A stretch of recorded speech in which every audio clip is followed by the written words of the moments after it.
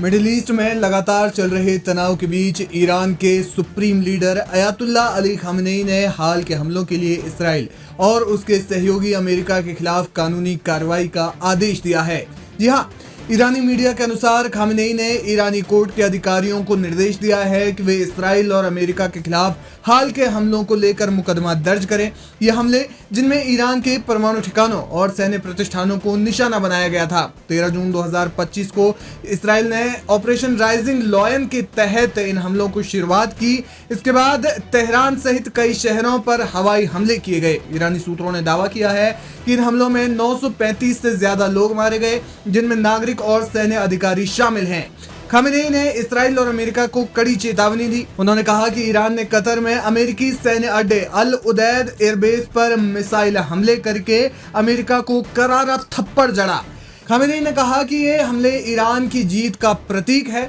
हालांकि अमेरिका और कतर के अधिकारियों ने कहा कि इन हमलों को बीच में ही रोक लिया गया और कोई बड़ा नुकसान नहीं हुआ, लेकिन समय समय पर ईरान इसकी कुछ तस्वीरें भी साझा करता रहता है।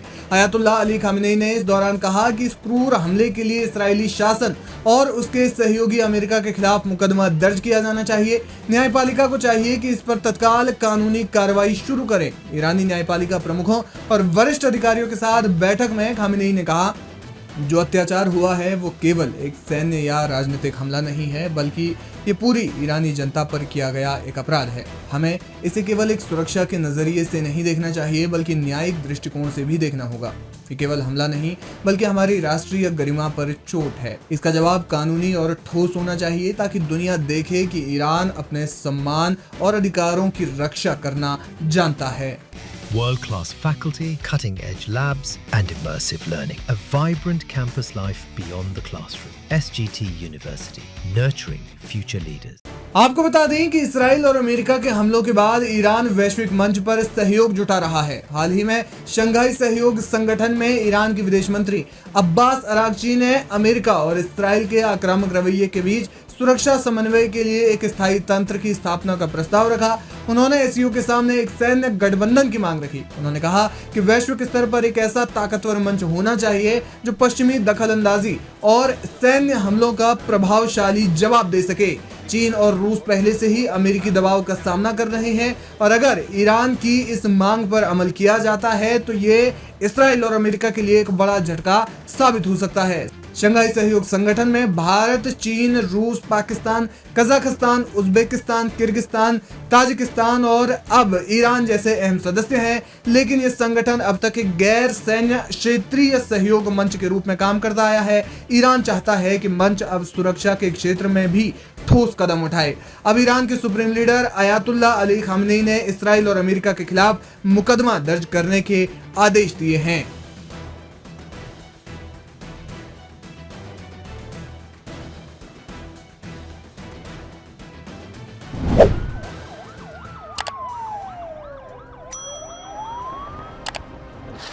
दमिश्क की रात, धमाकों की गूंज और जलते हुए मलबे के बीच एक और बड़ा सवाल, अगला निशाना कौन होगा? 16 जुलाई की रात इजरायली फाइटर जेट्स ने सीरिया की राजधानी पर जोरदार हमला बोला।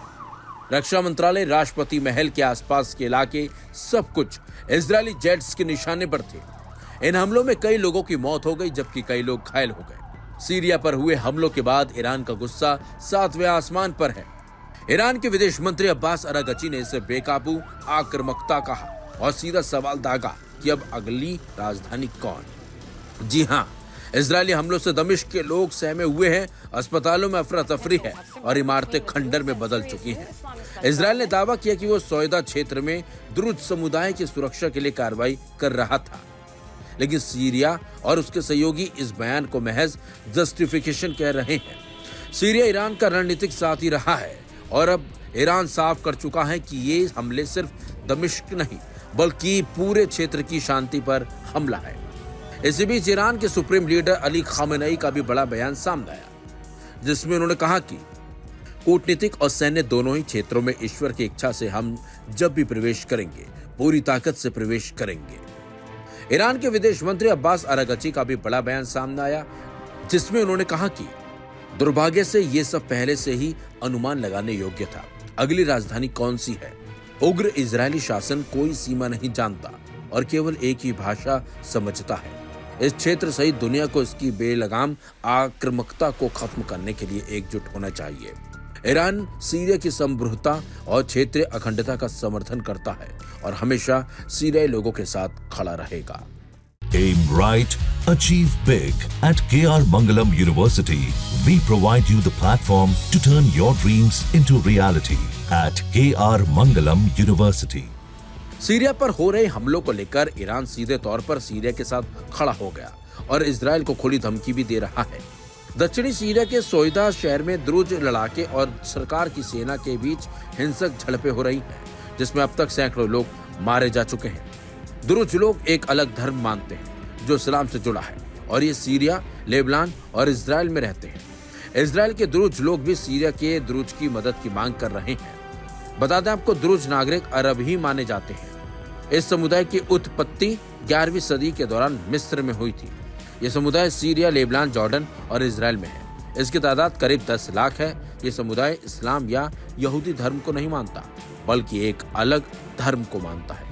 द्रुज जिस धर्म को मानते हैं वो हिंदू, बौद्ध और अन्य धर्मों को मिलाकर बना है।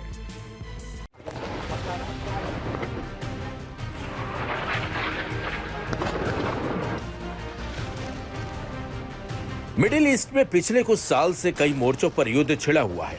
इसमें करीब हर मोर्चे पर इजराइल की इन्वॉल्वमेंट नजर आ रही है। ईरान के बाद इजराइल ने सीरिया पर भी हमला करना शुरू किया है। इजराइल ने सीरिया की राजधानी दमिश्क पर जोरदार हवाई हमले किए, जिसमें रक्षा मंत्रालय को निशाना बनाया गया। सोमवार से ही इजराइल सीरिया की इस्लामिक नेतृत्व वाली सरकार की सेना को निशाना बना रहा है। खबर है कि इजराइल के हमले के बाद दमिश्क में लोग जबरदस्त धमाकों से डर गए और आसमान में धुएं के गुब्बार देखे गए।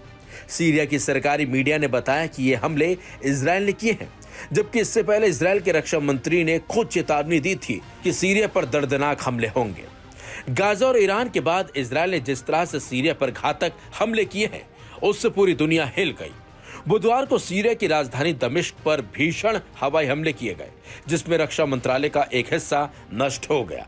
इजराइल ने सीरिया के राष्ट्रपति भवन के पास भी बमबारी की है। इन हमलों के बाद इजराइल ने साफ शब्दों में कहा कि दक्षिणी सीरिया में ड्रूज समुदाय पर हुए हमलों को बर्दाश्त नहीं करेगा। दरअसल सीरिया के अंतरिम राष्ट्रपति अहमद अल शराह की नेतृत्व वाली सरकार के खिलाफ अब तक की ये सबसे बड़ी इजरायली कार्रवाई मानी जा रही है। हाल ही के महीनों में यहाँ की सरकार ने अमेरिका और इजराइल से संबंध सुधारने की कोशिश की थी। इजरायली सेना ने दमिश्क में सैन्य मुख्यालय का प्रवेश द्वार और राष्ट्रपति भवन के पास एक सैन्य ठिकाने को निशाना बनाने की भी पुष्टि की है। एक सीरियाई सूत्र के हवाले से कहा गया कि इन हमलों में सीरिया की सुरक्षा बलों के 5 सदस्य मारे गए। इन हमलों पर अमेरिकी विदेश मंत्री मार्को रूबियो ने कहा कि वॉशिंगटन ने सभी पक्षों से संपर्क किया। Aim right, achieve big. At KR Mangalam University, we provide you the platform to turn your dreams into reality. At KR Mangalam University. Israel के संयुक्त राष्ट्र में राजदूत डैनी डैनन ने कहा कि सीरियाई जमीन पर निर्दोष नागरिकों के खिलाफ किए गए बर्बर अपराधों की निंदा की जानी चाहिए। दरअसल सीरिया के दक्षिणी शहर सोइदा में स्थानीय सुरक्षा बलों और ड्रूज समुदाय के लड़ाकों के बीच झड़प की खबरें आई थीं। इसके बाद इजराइल ने सीरियाई बलों को निशाना बनाना शुरू किया। इससे पहले इजराइल ने धमकी दी थी कि अगर सीरियाई सेना दक्षिण सीरिया में ड्रूज समुदाय पर हमला करना बंद नहीं करेगी तो वो सीरियाई सेना को तबाह कर देगा। दक्षिणी सीरिया के सोइदा शहर में ड्रूज लड़ाके और सरकार की सेना के बीच हिंसक झड़पें हो रही हैं, जिसमें अब तक सैकड़ों लोग मारे जा चुके हैं। ड्रूज लोग एक अलग धर्म मानते हैं जो इस्लाम से जुड़ा है और ये सीरिया, लेबनान और इजराइल में रहते हैं। इजराइल के ड्रूज लोग भी सीरिया के ड्रूज की मदद की मांग कर रहे हैं। वहीं एक ड्रूज धार्मिक नेता ने कहा कि सरकार की सेना उनकी बर्बर तरीके से हत्या कर रही है, जबकि सरकार का कहना है कि हिंसा के पीछे अपराधी गिरोह है। बता दें आपको, ड्रूज नागरिक अरब के ही माने जाते हैं। इस समुदाय की उत्पत्ति 11वीं सदी के दौरान मिस्र में हुई। यह समुदाय सीरिया, लेबनान, जॉर्डन और इजराइल में है। इनकी तादाद करीब 10 लाख है। यह समुदाय इस्लाम या यहूदी धर्म को नहीं मानता, बल्कि एक अलग धर्म को मानता है। ड्रूज जिस धर्म को मानते हैं वो हिंदू, बौद्ध और अन्य धर्मों का मिला जुला कर बना हुआ है। लेकिन जिस तरीके से ड्रूज पर सीरिया में हमले हुए, उनका बदला लेने के लिए इजराइल ने ये ताबड़तोड़ हमले किए हैं, जिससे एक बार फिर मिडिल ईस्ट में एक नया युद्ध शुरू हो चला है।